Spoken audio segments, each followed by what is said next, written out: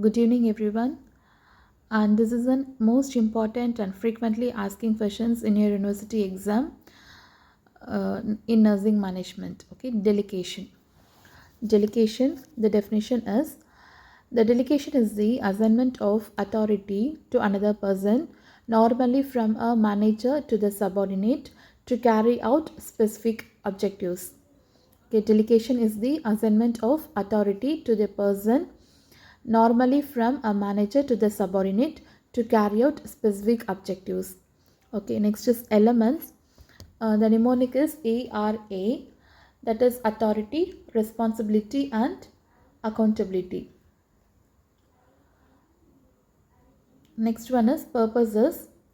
Purposes of delegation, it includes for assigning the routine work, for solving the problem, to reduce the workload, for the changes in nurse managers' own jobs emphasis, for capacity building, and for assigning the task for which the nurse manager does not have time, and it is a time saving for quality improvement.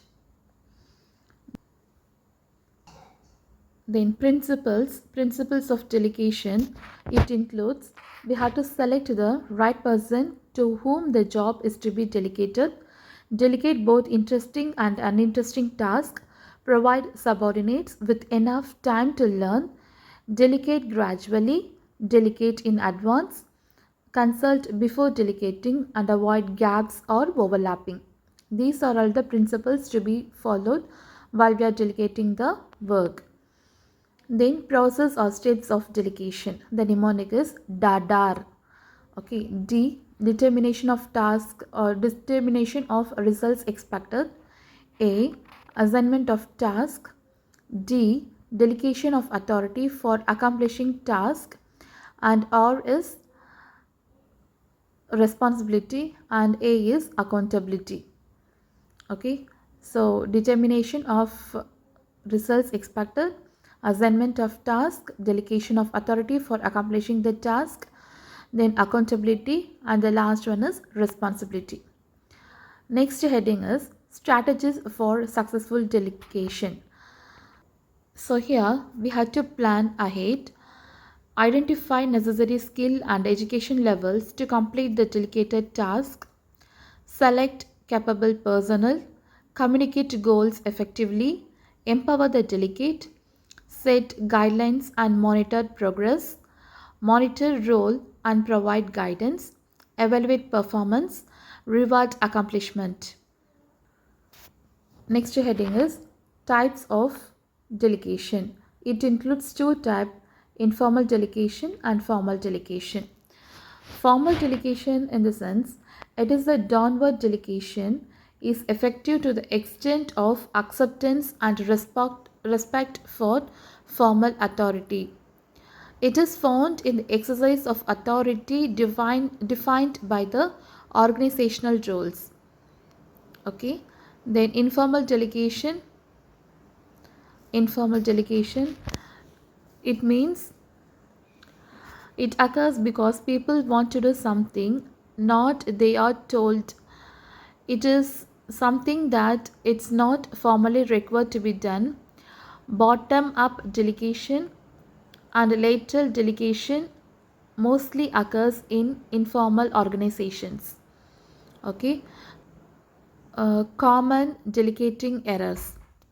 It includes under delegating, over delegating, and improper delegating. Then barriers to delegation. It includes barriers in the delegator or supervisor, barriers in the delegate or subordinate, barriers in the situation or organization. Barriers in the delegator means the delegator may be expect the personal perfectionism, lack of faith in subordinate, fear of subordinate, love for authority, strict control, and lack of organizational skill in balancing workload.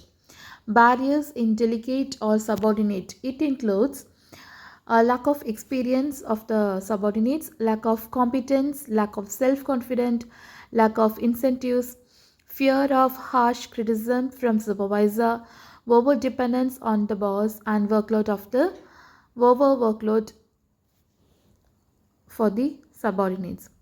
Then barriers in delegation or barriers in the situation or the organization.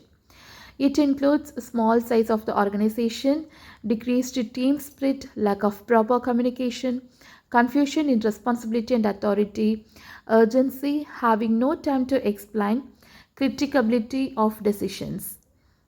And the next heading is prerequisites of effective delegation. Here it includes It includes motivation, training, effective controlling, good organizational climate, clarity in objectives and goals, responsibilities and authorities, and centralization with decentralization. Okay. Then we are having advantages and disadvantages of delegation and role of nurse administrator in delegation.